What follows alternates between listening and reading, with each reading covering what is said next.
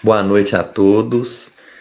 Essa é a reflexão com Emmanuel de número 122. Que a paz de Jesus esteja aqui com todos nós. Boa noite, Duda.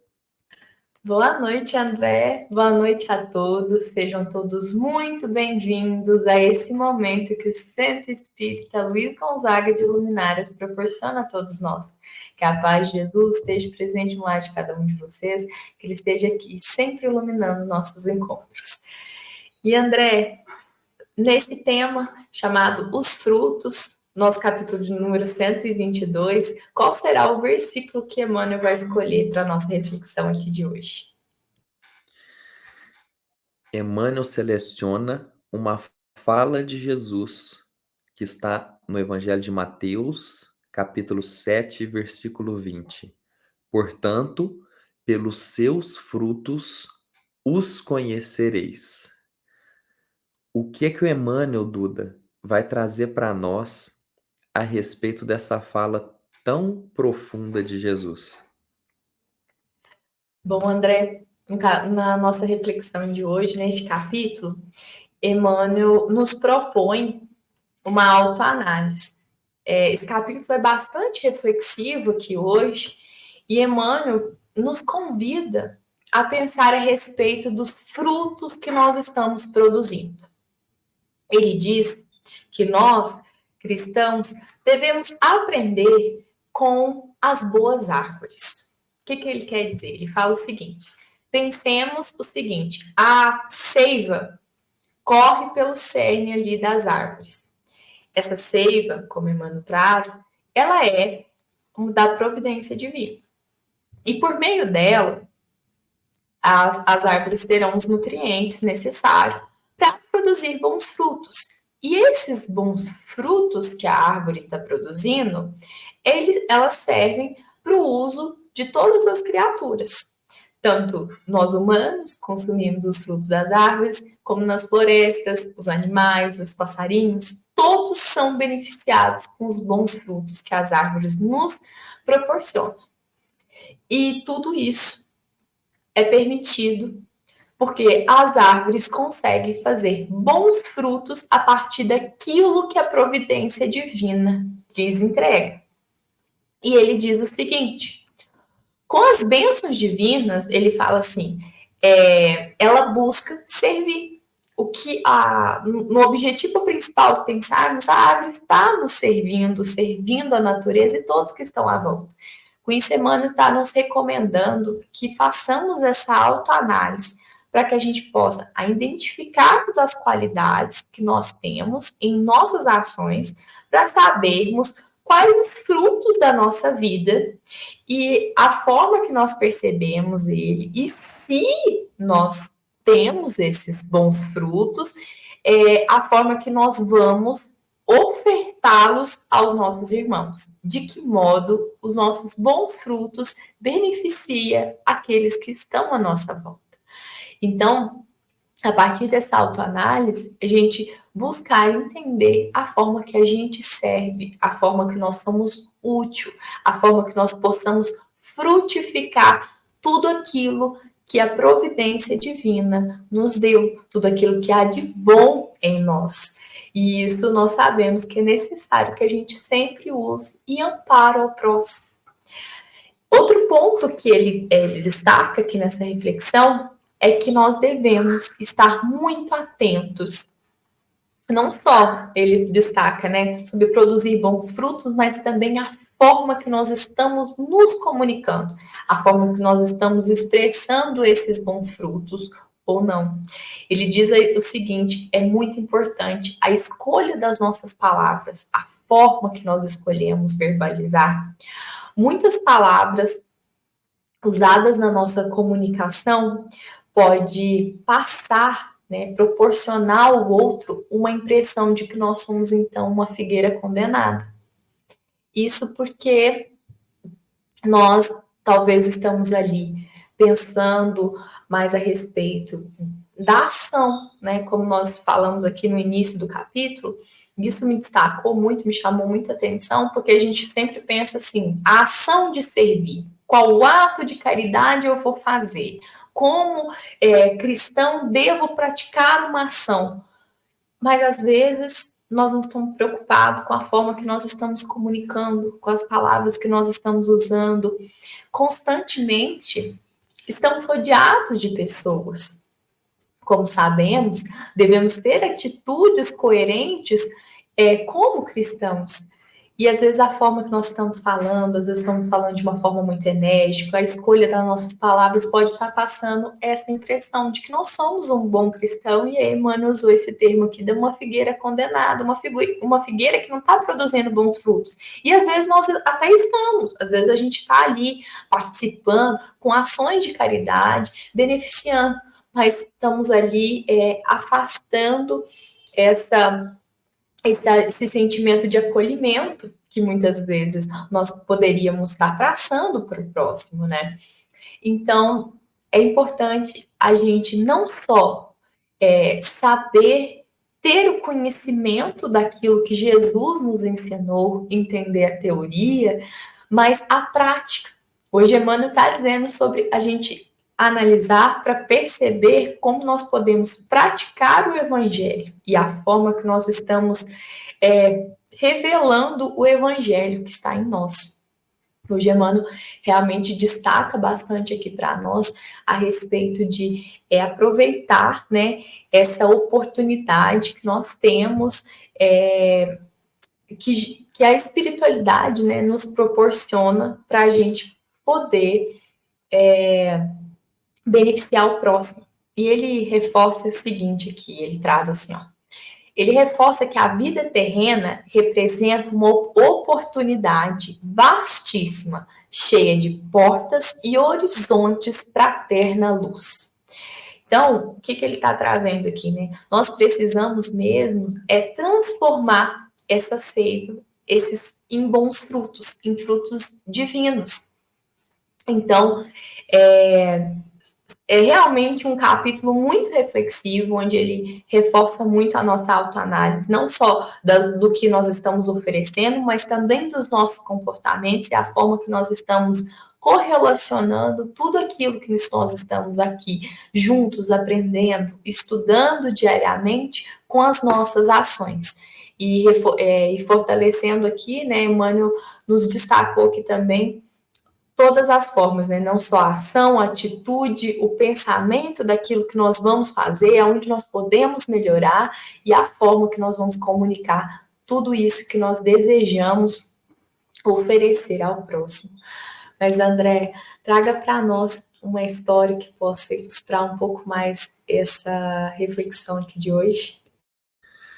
Você citou a respeito da figueira condenada, né, que Emmanuel menciona no texto, e aí eu me recordei da parábola da figueira infrutífera de Jesus, porque a parábola é o seguinte: um homem que era dono de uma vinha, ou seja, esse homem era dono de uma plantação de uvas.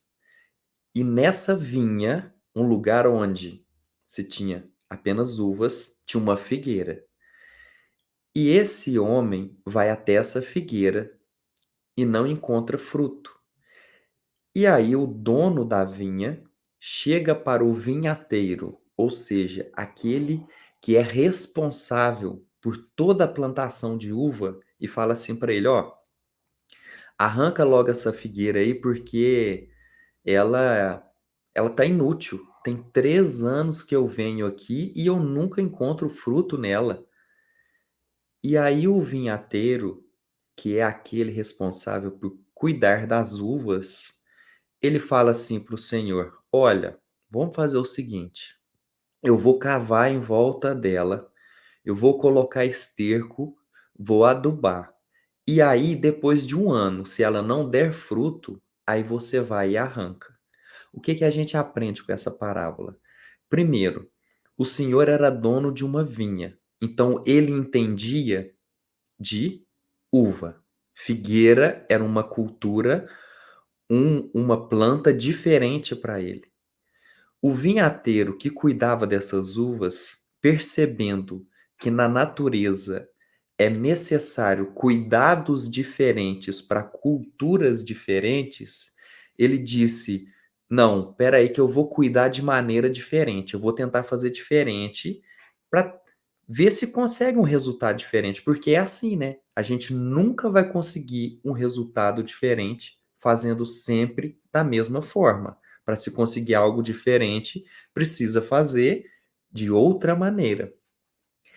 E aí aqui nós temos um cuidado de você entender o que que aquilo demanda para que você faça. Então, por exemplo, se somos uma pessoa, se somos pacientes e convivemos com pessoas nervosas, o nosso cuidado em lidar com essas pessoas é de uma maneira. Agora, se chega nesse convívio uma pessoa que é melancólica, o nosso trato não pode ser da mesma forma. A gente tem que saber a maneira de cuidar, de lidar com essa pessoa. E aqui, o que eu coloquei aqui também para a nossa reflexão é o seguinte, que o fruto, ele é o resultado. Então, qual é o resultado da vinha? É a uva. Qual é o resultado da figueira? O figo. Então, nós estamos falando aqui de resultado. O fruto é o resultado. Então, as nossas palavras são frutos de nós.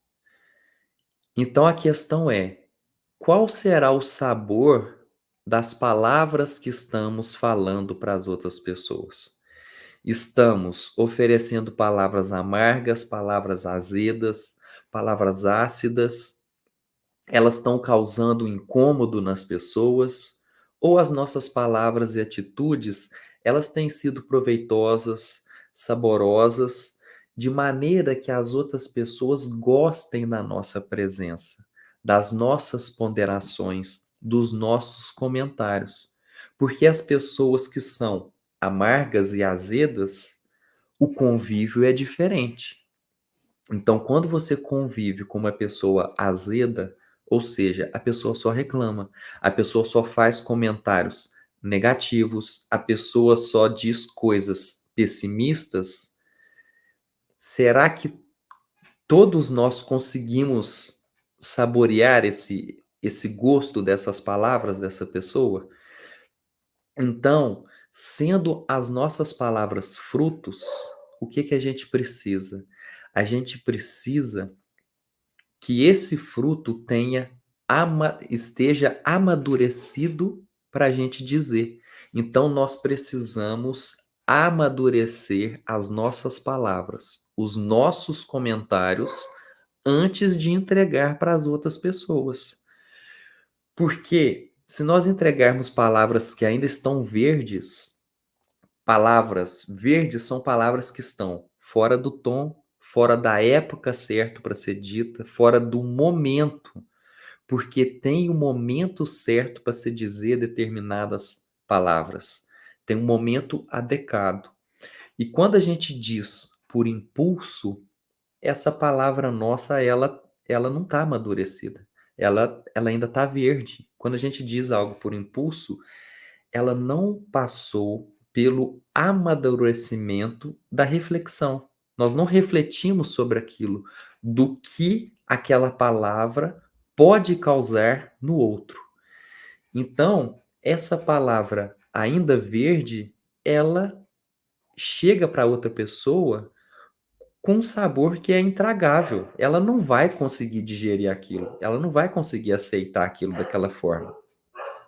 Então, o que que nós precisamos fazer?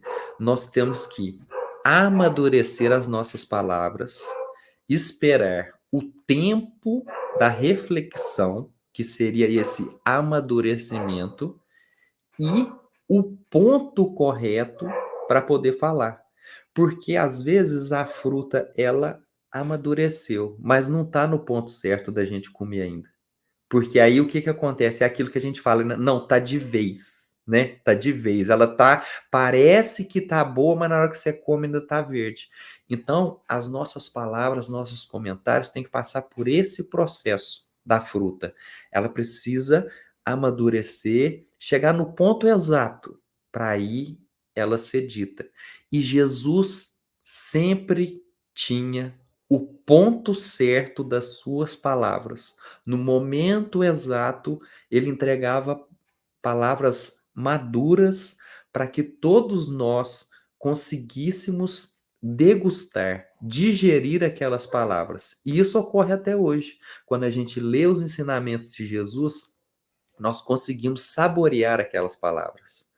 Duda, qual que é o trecho que você selecionou para nós hoje?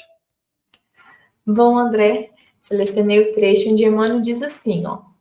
Indiscutivelmente, a atualidade exige ensinos edificantes, mas nada compreenderá sem demonstrações práticas, mesmo porque, desde a antiguidade, considera a sabedoria que a realização mais difícil do homem na esfera carnal é viver e morrer fiel ao Supremo Bem. Realmente aqui, igual você falou, né? A gente está sempre buscando as palavras do Cristo, as palavras são muito doces, são frutos saborosos, suculentos, e para que nós possamos também fornecer frutos saborosos, suculentos, docinhos, nós precisamos cuidar do cultivo, como o André trouxe aqui na parábola. Então, muitas são as formas que nós queremos cuidar desse cultivo, né? A gente quer buscar palavras divinas que possam ser como grandes fertilizantes para a nossa alma. Nós buscamos o Evangelho, queremos aqui, como